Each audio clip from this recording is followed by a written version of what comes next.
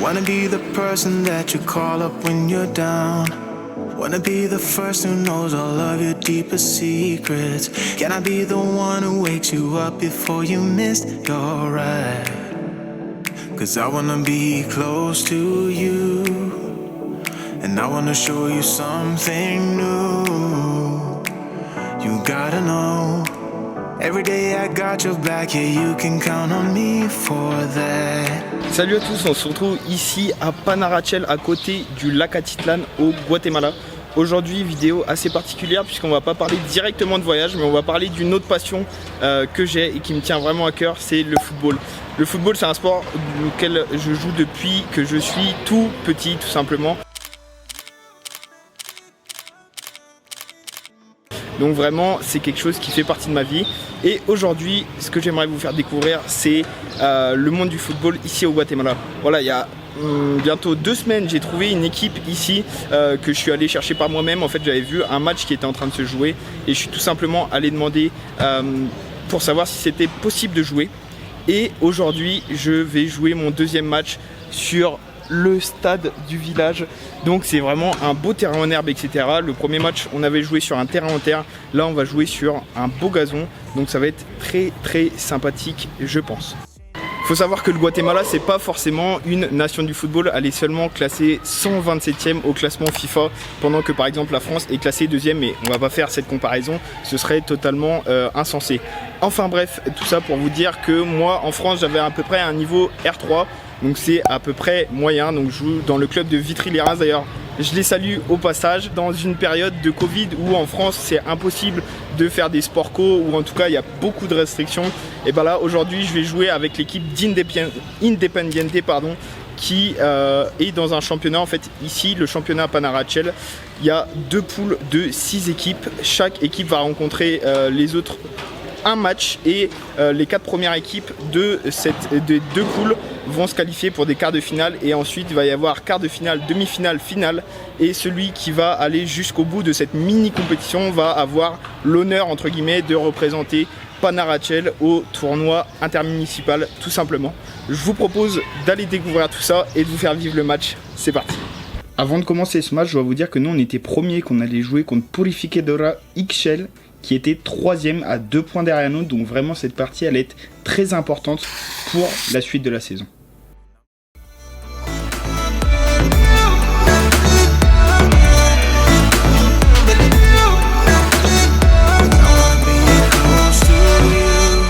Pour jouer au Guatemala, j'ai eu besoin de ce petit papier qui équivaut à une licence de football en France, je suppose, avec nom, prénom, numéro de joueur.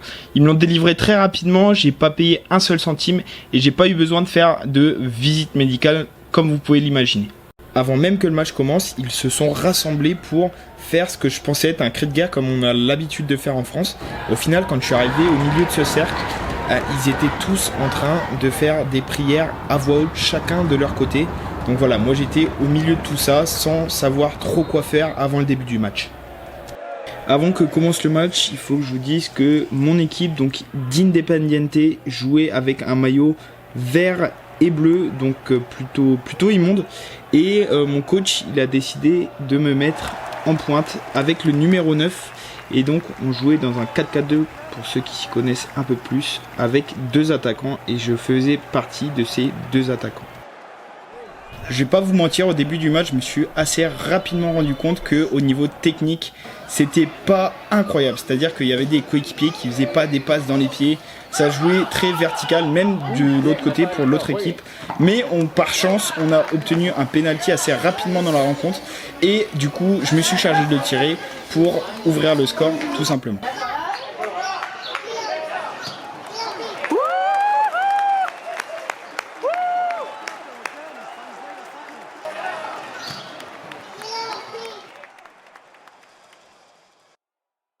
Après ce but que j'ai inscrit, on s'est fait dominer. Ils étaient tout le temps dans notre moitié de terrain à tirer au but, etc. Et ça m'a agacé parce qu'en plus de ça, pour moi, l'arbitre faisait plein d'erreurs d'arbitrage, donc ça m'agaçait, comme par exemple celle-ci. Et en plus, mes coéquipiers, ils ne mettaient pas dans les bonnes conditions, ils rataient leurs passes, etc. Donc ça m'énervait parce que je sentais qu'on allait se faire remonter au score. Et vous allez voir qu'en fait, je me suis agacé tout au long du match, crescendo, on va dire. Et à la fin du match, ça a eu une grosse répercussion. No, estás loco.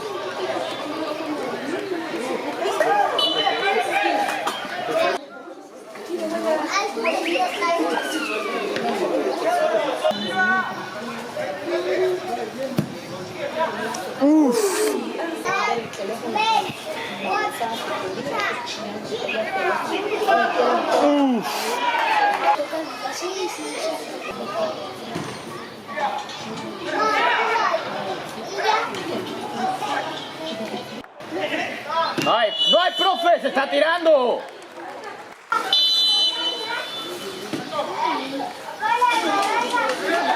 Et ce que je craignais est arrivé sur un coup franc lointain où ils ont égalisé tout simplement sur cette tête. Et là en fait ça m'a encore plus énervé parce que notre gardien il s'est fait lober sur sa ligne. Bref, j'étais agacé et j'ai vraiment senti que eux, après ce but, ils ont commencé à pousser parce que c'était leur moment, ils voulaient prendre l'avantage tout simplement. Et ils ont pris l'avantage sur un coup franc à peu près identique à l'autre. Sur un cafouillage, une reprise de volée, poteau rentrant, c'est vrai qu'elle est belle, mais voilà, cafouillage, et là, j'étais vraiment vénère parce que je le sentais venir, et voilà, c'est arrivé quoi.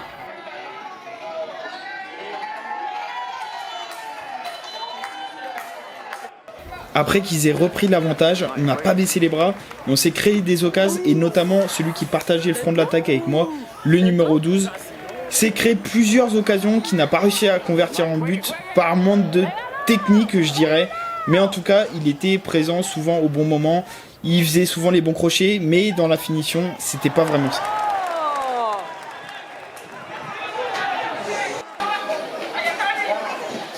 Dale, Suy.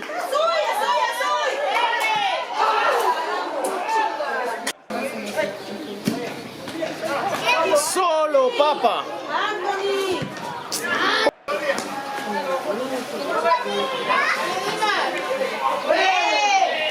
Et sur cette séquence offensive, moi je me suis créé une belle action. Après ce coup franc là que j'ai tiré, on a obtenu une touche et en 2-3 passes de la tête sur une belle action vraiment. Vous allez voir, j'ai une belle opportunité que là je rate ou que le gardien arrête. Je vous laisse regarder.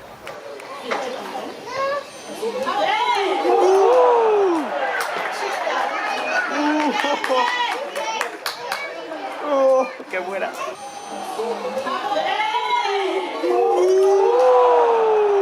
Et après les 45 premières minutes, l'arbitre nous a renvoyés au vestiaire, enfin sur le banc, avec ce score en notre défaveur de 2-1. Si vous vous posez la question au niveau de la compréhension, comment je faisais pour me faire comprendre et comprendre les autres, tout en espagnol tout simplement parce qu'ils ne parlaient que espagnol, que ce soit avec mes coéquipiers, mon entraîneur ou encore l'arbitre, et vous verrez que ça a eu aussi un rôle dans la suite du match. Una de lejos, Merlin. Pégale, una de lejos, no vuela. Au début de la seconde période, les instructions c'était de revenir au score pour vraiment retourner la situation, sinon on allait faire vraiment une très mauvaise opération au classement. Et c'est ce qu'on a essayé de faire, on a essayé d'élever notre niveau de jeu, donc malgré quelques petites erreurs et quelques occasions concédées, comme sur cette frappe, on a vraiment mis tous les ingrédients pour revenir au score. Et malgré tous nos efforts, en fait, le but ne venait pas clairement, et ça m'agaçait. Et en plus, l'arbitre, à mes yeux, faisait des erreurs d'arbitrage, par exemple sur cette action, où clairement le défenseur a fait une main dans la surface, ça aurait dû être penalty, mais il le siffle pas. Et donc voilà, je m'agaçais, et en plus, envers mes coéquipiers, je voulais que ça joue plus rapidement. J'étais concentré, j'étais dans mon match, je voulais revenir au score tout simplement.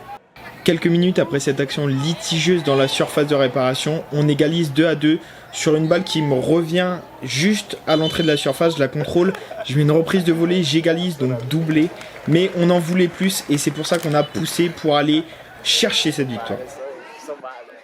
Au niveau des changements, les joueurs devaient rentrer sur le terrain et donner 2 papiers à l'arbitre, une feuille de changement que remplissaient les coachs ainsi que leur licence. À 2-3 minutes de la fin, on obtient ce coup franc à 20-25 mètres des buts adverses. Et là, le coach, il me dit « Merlin, prends-la ». De toute façon, j'avais envie de la prendre. C'est mon ego qui voulait que je mette ce 3e but, ce triplé et faire gagner mon équipe. Du coup, je décide de prendre ce coup franc. Je vous laisse voir la suite.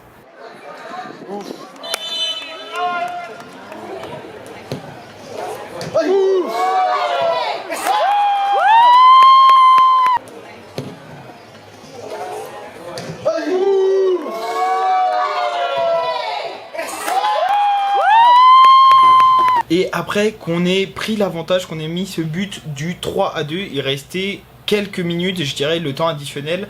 Et durant ce court laps de temps, il fallait faire le pressing, etc. À un moment, j'ai une balle en profondeur, donc je vais faire le pressing et je fais faute. Ou pas d'ailleurs, mais l'arbitre me met un carton jaune en fait parce que je faisais le pressing sur les défenseurs.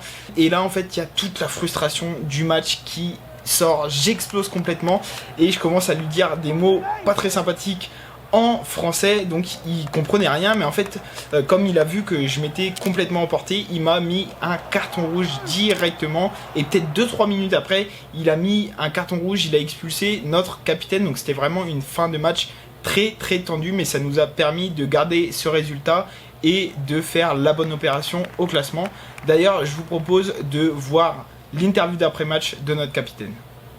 Hola capitán, ¿cómo estuvo el partido? ¿Qué piensas de tu equipo? Pues la verdad el equipo está para más. Con Merliño tenemos suficiente delantera y esperamos tener una clasificación para dentro de 8 días con otro equipo más. Ajá. Y bueno, ¿por qué tuviste tu tarjeta roja? Hablamos de eso, de la situación. Pues fue una discusión con otro jugador adverso, pero siempre lo del partido siempre ha sido reñido y tuvimos problemas, pero somos amigos. Está bien, está bien. Y bueno, ¿estás feliz de la victoria? Sí, excelente, súper feliz porque son 3 puntos que sumamos y gracias a ti Merliño que también nos has venido a reforzar y excelente equipo. Ok, una palabra, la última palabra. De felicidades ahí a toda la familia de Merliño y amigos y compañeros de equipo. Muchas gracias. Okay. ¿Estás feliz de tener un francés en tu equipo? Sí, es algo que no había pasado. Bueno, anteriormente habíamos tenido un japonés en el equipo, ahora tenemos un francés. Okay. La próxima, del otro campeonato, de repente viene con otros compañeros y los apuntamos. Ok. ¿Puedes decir una palabra, la última palabra, por favor? Adiós. Ok, adiós, ciao, saludos. Fin de cette vidéo du football au Guatemala où j'ai partagé mon expérience, notamment pour les personnes qui cherchent des activités à réaliser lorsqu'ils voyagent et notamment pour les voyageurs en slow travel. Mais cette vidéo était également destinée aux curieux qui voulaient tout simplement savoir comment se passait le football au Guatemala par rapport à la France par exemple. En tout cas, sachez que lorsque vous voyagez, le sport, c'est vraiment un moyen de créer des relations sociales, de faire des rencontres. Et c'est notamment la raison pour laquelle j'adore le football et encore plus à l'étranger. En tout cas, c'est vraiment pas pour l'aspect compétition, mais pour l'aspect relationnel que c'est très intéressant à mon sens. En tout cas, si vous avez aimé cette vidéo, n'hésitez pas à liker, à la commenter en me disant ce que vous en avez pensé, mais également à la partager, enfin tout ce qui pourrait me donner de la force. Et j'espère que j'aurai l'occasion de voyager encore plus pour vous partager d'autres vidéos comme ça, que ce soit dans un club de football ou même dans une autre activité que je pourrais faire à l'étranger. En tout cas quelque chose qui permet de créer des relations sociales. Surtout, osez voyager. Ciao!